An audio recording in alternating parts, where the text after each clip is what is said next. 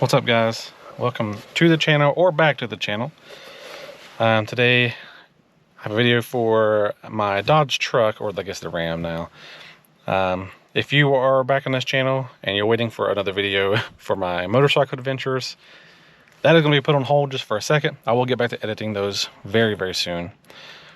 So you can exit out of this if you're looking for that, but if you're looking for a video on this light switch and the issues we're having with, I guess Ram owners are having with this semi-commonly, this video is for you.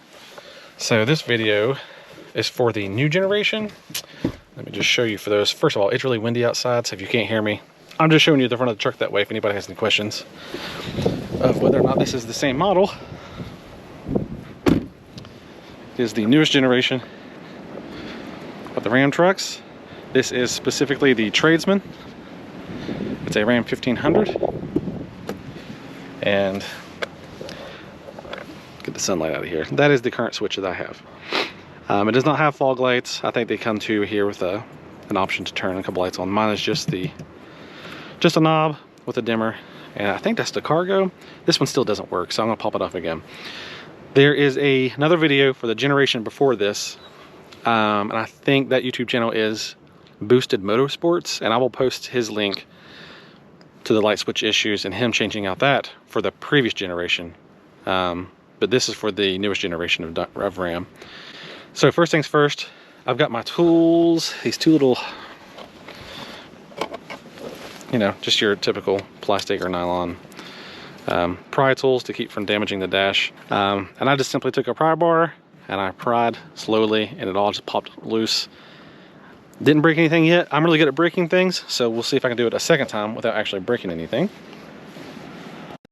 Okay, so I've got this miraculously mounted on my steering wheel, this camera, so let's take this off. So this cover, I think on the last generation, I think the cover, it's more vertical, and I think you can take the cover off and I think everything comes with it, if I remember correctly. You have to check out Boosted Motorsports if you have that cover, or if you have that generation of Ram. So this one does not have to come off. Instead, we're taking off all of this. So just start up here on this side. Try not to break anything, because again, I am really good at breaking things.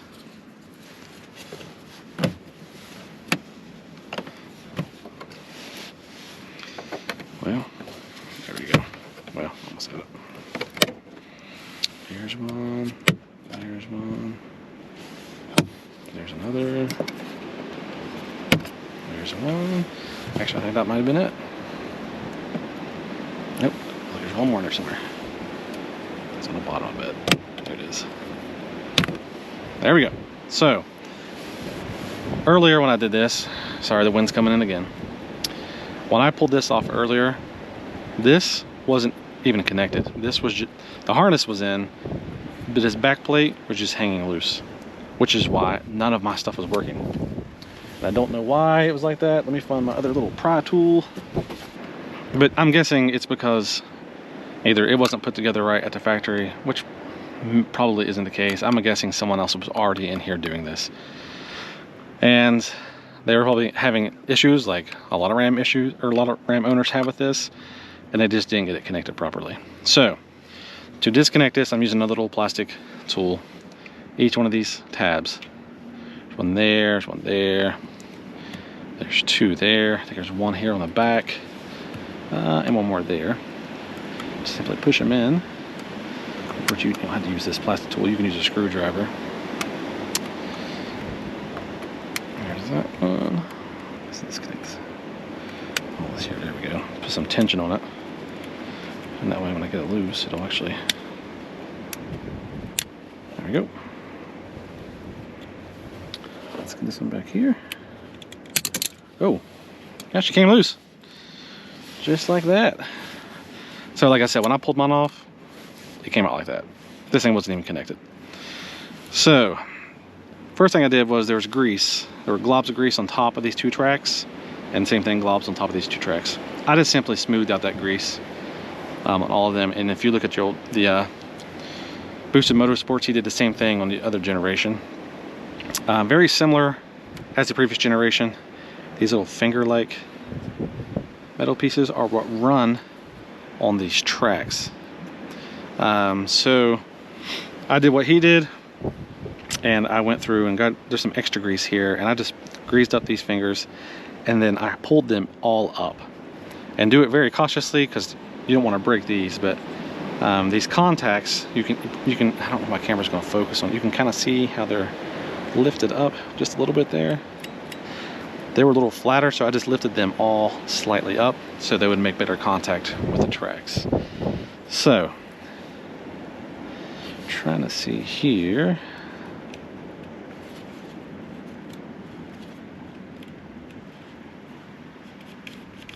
Yeah, so you can see here, if I push down on this one and I run the dial,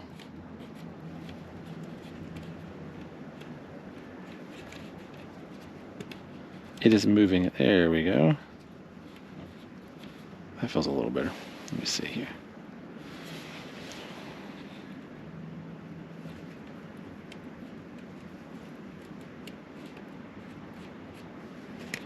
If I push on this one, so you can see as I was pushing on that and running the dial back here with my other finger, it was moving up and down. If I hold on this one and move that dial, nothing. So I gotta get it back on track.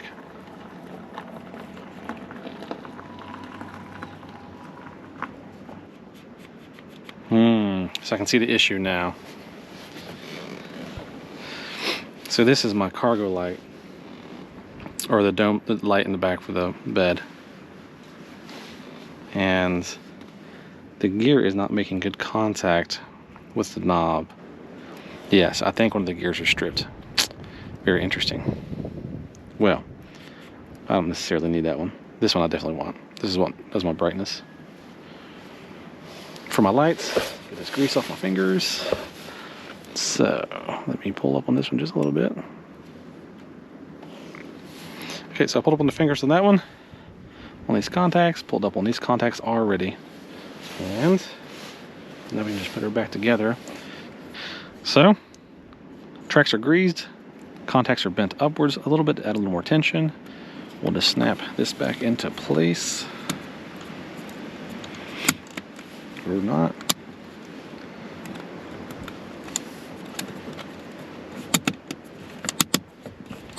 There we go. Alright, everything is in. And I'm quite confident that what I have just said is how it's going to be. So I'm just going to go ahead and pop it back in. There we go. Alright, let's test it. Alright, so I'm back in the truck. Went ahead and started it. Rolled to the window so we could actually talk. You won't hear just the wind. So I'm going to turn this dimmer switch all the way down. This one again is off the tracks. It does not work right now. I'll most likely just order a new piece for it, or I might just get over it because I don't really use that much anyway. So if I can get the dash and the switch in the same frame, that's good enough right there. So you can see let the dimmer switch all the way down. That's off. Park lights, headlights, and auto. And before, everything was just on. And in the sunlight, you can't see the screen at all. So with the lights on, I'd put the dimmer switch all the way up. There it is. And you can actually see the headlight symbols on over there. But now with this all the way on, we're golden. And I'll probably just leave it on auto. But that's pretty much it. That's all there is to it. Remember, this whole cover comes off. You can just bend the contacts up a little bit. Be careful not to break them. When you do these knobs, those contacts, make sure you hold the plastic contacts in place, because if you pull up on it, it's just going to pull the whole contact out, which is not bad. You can just put it back in. It's not a big deal. And then also the contacts for this, bend them up a little bit, smooth the grease on all the contact plates, and you should be good to go. Again, if you have the other generation of RAM, in my description, I'm going to put the link to Boosted Motorsports. He did a video, it's been like 4 years ago, for the last generation. And pretty helpful stuff, so give the video a thumbs up.